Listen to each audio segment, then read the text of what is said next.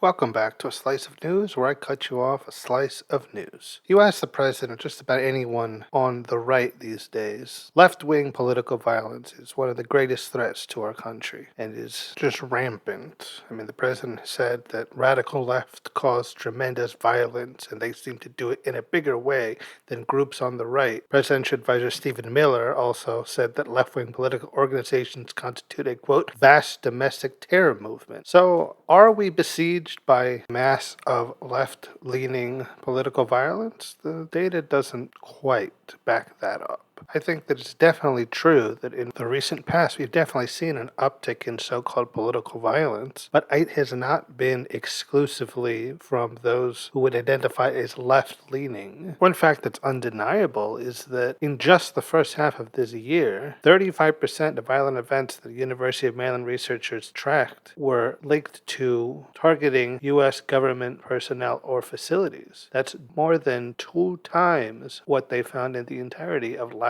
year. So if the claim was just politically motivated violence and threats are up, I would say yes, that's definitely backed up by the facts. But if you look into those facts, right-wing extremist violence has been the cause of most of the fatal events of political violence. Approximately 75 to 80% of the domestic terrorism deaths since 2001 were linked back to right-wing extremist or right-wing extremist ideologies. The 2015 Charleston church shooting where Dylan Roof shot 9 black parishioners. The 2018 Tree of Life synagogue attack in Pittsburgh where 11 people were murdered. The 2019 El Paso Walmart massacre where an anti-immigrant shooter killed 23 people. And we don't even have to go back that far, sadly. Just to June, where Democratic State Representative Melissa Hortman and her husband were murdered in their home. And those are sadly only a small selection of the examples. And those are just the ones that ended in the most amount of fatalities. The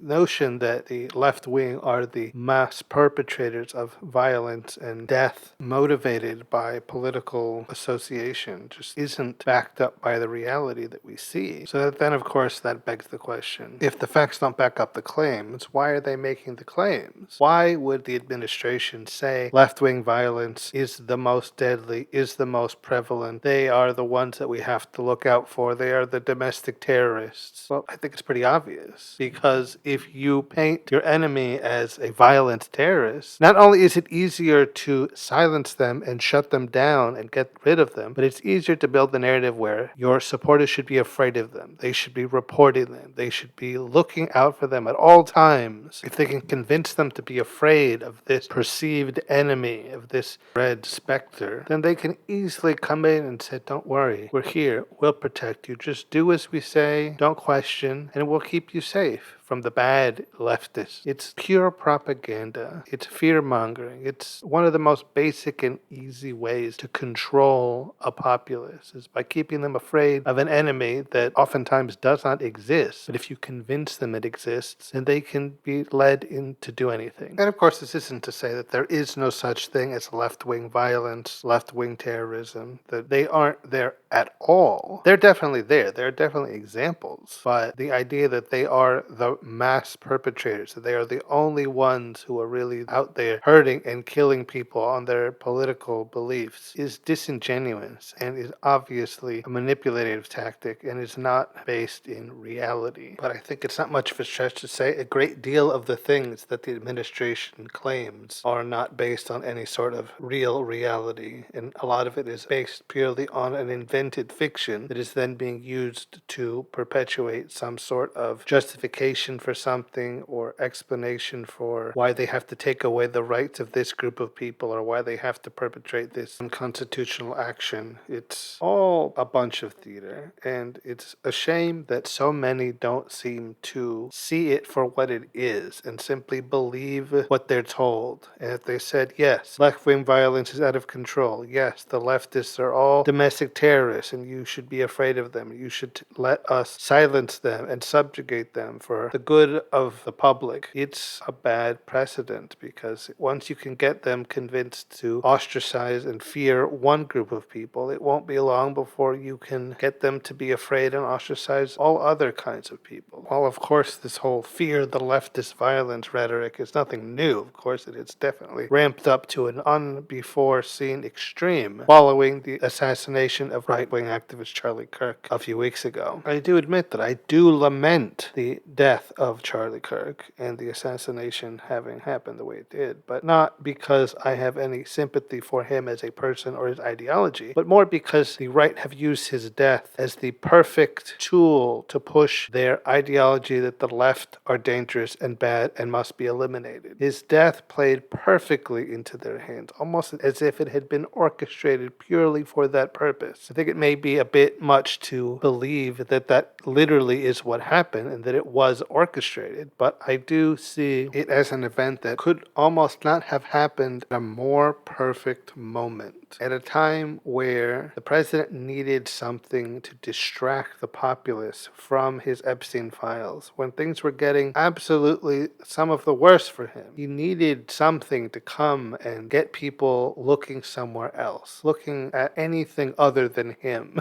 and he got it. And so now he can say, oh, see, this is proof of what I've been saying. The left wing are all evil and violent, and we must shut them down at any opportunity because they are just waiting for the next chance to hurt us. So if everyone's looking left, they're not looking right, literally. So the mounting pressure to release the Epstein files is slightly lessened because everyone is now concerned with left-wing violence. They're concerned with Charlie Kirk and what this means and all of that. So they're not looking at the bigger picture anymore. And that is exactly what they are depending on and exactly what they've gotten. It's definitely true that politically motivated violence has gotten out of control recently. And it is something that has needed to be addressed for a long time. But to then only put it on the left and saying those are the ones that you have to look at, those are the ones that are the problem, and not seeing it as a bipartisan issue, and that any political violence is bad, regardless of whether you're Republican, Democrat, left, right, whatever. Politically motivated violence is a danger to this country and something that must be dealt with. But as long as it's being seen as just along one party lines, the issue will never really be properly addressed because it's not looking into the totality of the issue. It's only looking at one aspect of it and overblowing that aspect as to not put the eye on the part that really needs to be addressed and the ones on the right who are the ones who are really perpetrating the majority of the most violent and most deadly forms of political violence. It's this us versus them mentality that really both sides are guilty of, but I think the right is guilty of the most, that has really kept us from really dealing with and advancing on this sort of issue, because as long as we're divided, we're not getting to a solution. It's just kind of spinning our wheels and maybe at most finding short-term stopgap solutions. But this political division and this idea that,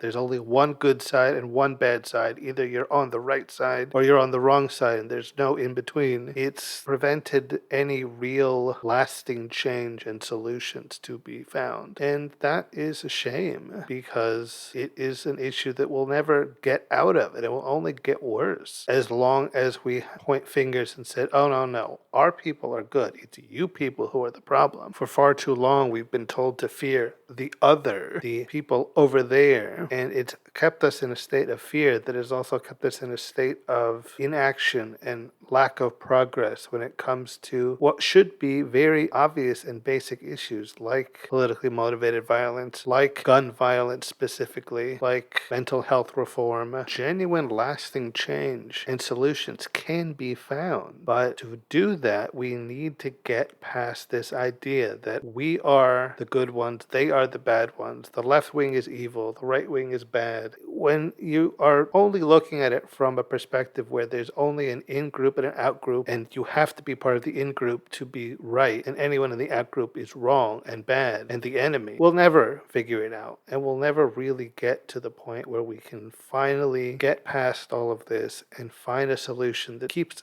everyone's safe, regardless of political affiliation. We don't have to fear a mass shooting or a violent event and wonder, which political side can we pin it on. We can be better as a society, a collective society. But to do that, we have to once and for all get past this political division that has kept us locked in and stuck for so very long. I think it's also abundantly clear that under the current administration that it's absolutely impossible, because they run on the belief that the opposition is unquestionably the enemy, the left is unquestionably the enemy, and there's absolutely no reason to think anything else, and that they are evil and bad and we are good, and the Trump administration are the heroes in this story, when they very clearly are not. So as such, I look forward to a time, hopefully very soon, sooner than later, where they are a footnote in history, if even that, and that we can finally at long last get leadership that are more interested in serving all of us and not leading through fear and intimidation and silencing of opposition. That we can finally at long last have a sense of peace that has been eluding us for what feels like forever. And I think it's only then that things will start to get better. Alright guys, that's it for this episode of A Slice of News. I've been your host, Mr. Slice, and until next time when I cut you off another slice of news.